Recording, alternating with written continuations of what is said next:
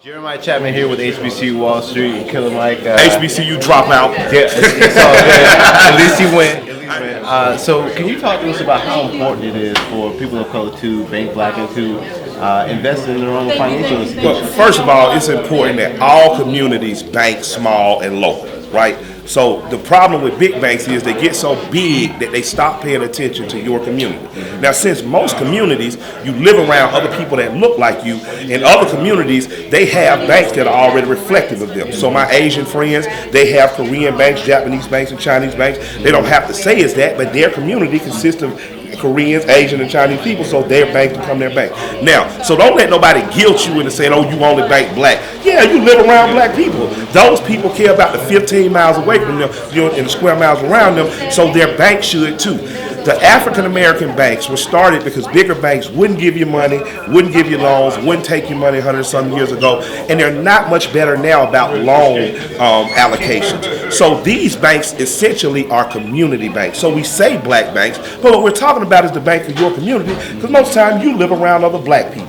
So from a geographical standpoint, it makes sense to bank small and local because that's who knows the territory you live in. Now, banking black is important because we are a group of people in this country that traditionally have not been afforded full rights and privileges. And because of that, you have to do things to protect yourself. That doesn't mean go get a gun. That doesn't mean run out in the streets or riot or protest. Sometimes it means taking the preventative measure of making sure, just like you would going to get a checkup from a doctor, making sure that in case it all goes bad, you're taken care of. And the way you do that is to get with other people who look like you, who live around you, to put your money together and use that money as a valuable source for mortgage loans and for small business loans. The bigger these small local black banks are, the better. This bank has a 95-year history of great credit, no bankruptcies from the bank, no takeovers from other banks. This bank is one of the most stable banks in this region, black, white, Asian, or otherwise. So you should be at this bank, first of all, because they have a solid reputation in the community. They are giving out loans to help businesses grow. They're doing more than just putting roofs on churches. They're giving out home loans, they're giving out business loans. And another reason should be is you should want this bank to grow because you should be worried about your children getting a mortgage. You should be worried about your neighbors opening a business. And these are the institutions that are going to have the faith to do it. If I go to my white bank, because I bank at both, I have a black bank account that's big. I have a white bank account that's big. Well, a corporate bank, a bigger bank account, because I'm in business with some other people, right? So if I go to them, I say, hey, man, I want to open up 15 barbershops. They get their hair cut once every 3-4 weeks, once every 2-3 months. They don't even understand the concept of why it makes sense to open a barbershop. But if I come to this bank and say, hey, man, I want to open 15 barbershops, and this is what we're going to do. We're going to do barbershops, we're going to do hair and nail for men. They get it because they know black men got to spend $25 every week. They know it's $100 a month you're going to spend getting the side of your hair trimmed. You get what I'm saying? My white friends don't spend $100 a month. They spend $1 a haircut. Exactly. You know what I mean? So just even those things in terms of building business. And that ain't got to do nothing adverse with anyone else. You don't have to have an enemy. You don't have to be against anybody. All you have to do is pro-local, pro-small, pro-black, you know? Okay. And that just makes sense. My grandparents did it for me as a child. I've done it for my children. And hopefully my children will be doing it for my grandchildren. Wonderful, wonderful. So, I really appreciate you using your platform to do all this. So, talk about the importance of other celebrities, artists, people that are in kind of the limelight. Talk about the importance of them using their platform to push. Let me give the credit to the people who've been doing it. Usher has been doing it for the last year. He and I did this February 1st last year. We've been pushing forward with this. T.I. jumped on board. T.I., Young Thug, Dolph, all joined this bank in this very chapter. Ra is a younger brother that came up that's done it. Other young rappers out in Houston, Slim Thug, Paul Wall, who's non-black. Black wife and biracial children, but non-black person still in the black banking movement. Brother Derek Muhammad is out there doing their thing. Zero. You know what I mean? So it's growing, and it's what we've always done. It's nothing special or new. But if no rapper, no athlete, no famous person ever told you to do this, black people do this because this is what your grandparents did. And that's how they built successful communities. This is what your great-grandparents did. This is what slaves who were released, thrown into the world to say, do for yourself, when they formed the first penny savings bank, this is what they did. Do it because it works. And watch athletes and entertainers follow you. You know what I mean? So we are only the figurehead, the tip of the iceberg that they see, but that's not what sank the Titanic. The other 90% that they didn't see below water, that's you. That's what they are. And that's what's going to keep these foundations. I mean, that's what keeps these the foundation under these banks stable. That's what, if you grow up a rapper, like if you waiting on a rapper now, to say, hey man, I want to bank black, he don't know no better. He didn't know nothing before he got a record deal. He doing what his account tell him. But if you have a rapper that comes out that was a teenager, that saw this his whole teenage life, when he get a record deal, guess what he's gonna tell his account? Well, I already have my accounts at Citizens Trust. So it's more important that as a people, we doing this and we talking about it in our living room, we talking about it in our synagogues, mosques, churches. It's more important than that than a celebrity doing it. I do this because my grandparents taught me this. I'm happy that my platform allows me to talk to a greater group of people, but I'd be the aggravating neighbor talking to my 10 neighbors if I was just in the neighborhood. Definitely. So you kind of alluded to it. There's a sense of self-identity that, particularly, of course, young black folks need to have. So talk about the importance of that self-identity, of knowing who you are as a black person in America today. Well, I joked that I'm a dropout. I left Morehouse to pursue music. It worked out. Now I am going back.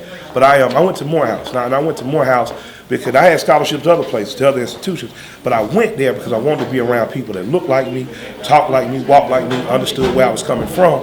But I had always had that. I was kind of spoiled from Atlanta. But I got friends, man, that had moved from places as far as Seattle, places as far as the Caribbean, places as far as Europe. They hadn't had that experience of just being around their people.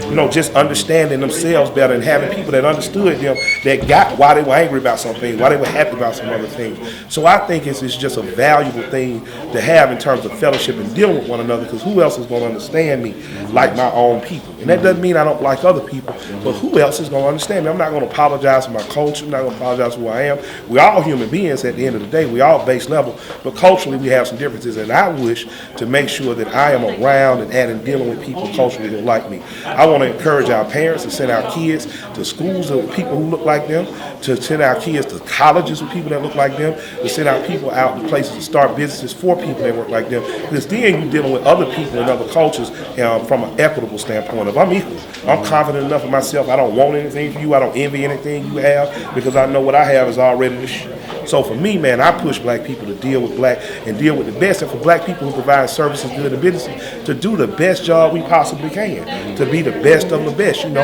to produce, hire black people, but do it and sell for everyone and to everyone. So, you know, I think that the only way that we truly become equal in this world is that we fall so in love with ourselves that we only do the best job because we don't want a bad reputation, and we only do best by one another to make sure we always well taken care of. Wonderful. So you guys heard it here.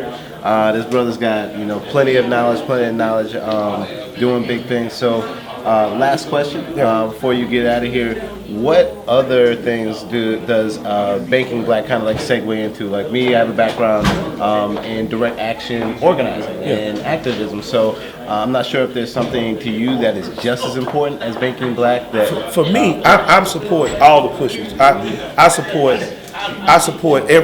supported in some way everything from a protest to a riot, depending on how dire the situation was.